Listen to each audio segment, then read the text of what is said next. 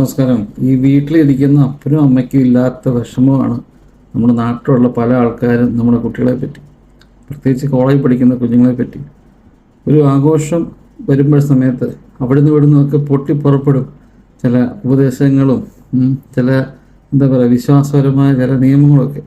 ഞാൻ പറഞ്ഞു തരുന്നത്, ഓണം എടുക്കാറായപ്പോഴത്തേക്ക് അല്ലെ ഓണം ആയപ്പോഴത്തേക്ക് പലരും പറഞ്ഞു തുടങ്ങി, പ്രത്യേകിച്ച് മുസ്ലിം സമുദായത്തിൽപ്പെട്ട കുറേ ആൾക്കാർ പറഞ്ഞു തുടങ്ങി ഓണം ആഘോഷിക്കരുത്, അങ്ങനെയാണ് ഇങ്ങനെയാണെന്നൊക്കെ. നമ്മൾ ഒരു കാര്യം മനസ്സിലാക്കേണ്ടത് കഴിഞ്ഞാൽ, ഈ ഉപദേശിക്കുന്ന ആൾക്കാരുടെ പ്രായമുള്ള അപ്പനും അമ്മയൊക്കെ ഇവരുടെ വീട്ടിലുണ്ട്.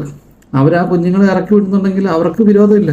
പിന്നെ വല്ലവൻ്റെയും കുഞ്ഞുങ്ങളുടെ കാര്യത്തിൽ നമ്മളിതിനകത്ത് ടെൻഷൻ അടിക്കുന്നത്.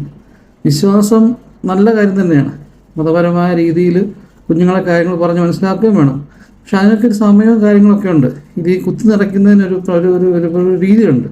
ഇന്നത്തെ കാലത്ത് പിള്ളേരോട് പറഞ്ഞു കഴിഞ്ഞാൽ, ഇപ്പം കണ്ടോ പല വീഡിയോസും വരുന്നുണ്ട് പിള്ളേരെങ്ങനെ അതിനെ പ്രതികരിച്ചതെന്ന്. ഇങ്ങനെ കുഞ്ഞുങ്ങളുടെ മണ്ടയ്ക്കോട്ട് ഈ മതം അടിച്ചേൽപ്പിക്കുമ്പോൾ അവർ പ്രതികരിക്കുമ്പോൾ നാണം കെടുന്നത് നിങ്ങൾ തന്നെയാണ്. അവർക്കൊന്നും നഷ്ടപ്പെടാനില്ല. പിന്നെ ഇത് ഈ പ്രായത്തിലൊക്കെ പറ്റത്തുള്ളൂ. വയസ്സായി കളവനായി അല്ലെങ്കിൽ പ്രായമായി നടക്കാൻ വയ്യാതായിരുന്ന സമയത്ത് ഈ ചാട്ടോ ഓട്ടോ ഒന്നും പറ്റത്തില്ല. നമ്മൾ ഇങ്ങനെ ചെയ്താൽ തന്നെ അവർ പറയാം ഇതിനെ ഒരുമാതിരി പേക്കുതെന്ന് പറയും. ആ പ്രായത്തിൽ അവർ എൻജോയ് ചെയ്തിട്ട്, പിന്നെ ഈ ഉപദേശിക്കുന്ന ആൾക്കാരൊക്കെ സ്വയം ചോദിക്കണം, എൻ്റെ പ്രായത്തിൽ ഈ പ്രായത്തിൽ ഞാൻ എങ്ങനെയൊക്കെ ആയിരുന്നു, എത്രത്തോളം വിശ്വാസത്തെ കെട്ടിപ്പിടിച്ച് നടന്നിട്ടുണ്ട് അല്ലെങ്കിൽ വിശ്വാസപരമായി ജീവിച്ചിട്ടുണ്ടെന്ന്. എല്ലാവരും എൻജോയ് ചെയ്യട്ടെ.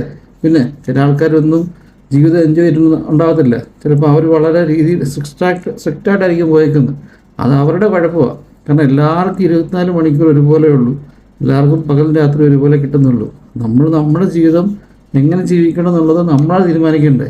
സന്തോഷിക്കേണ്ട സമയത്ത് സന്തോഷിക്കാതിരുന്നിട്ട് മറ്റൊരാൾ സന്തോഷിക്കുന്നത് കാണുമ്പം അതിന് വെറുതെ കുശുമ്പെടുത്തിട്ട് ഒരു കാര്യമില്ല. അപ്പം എല്ലാവർക്കും ഒരു നല്ല ഹാപ്പി വേണം.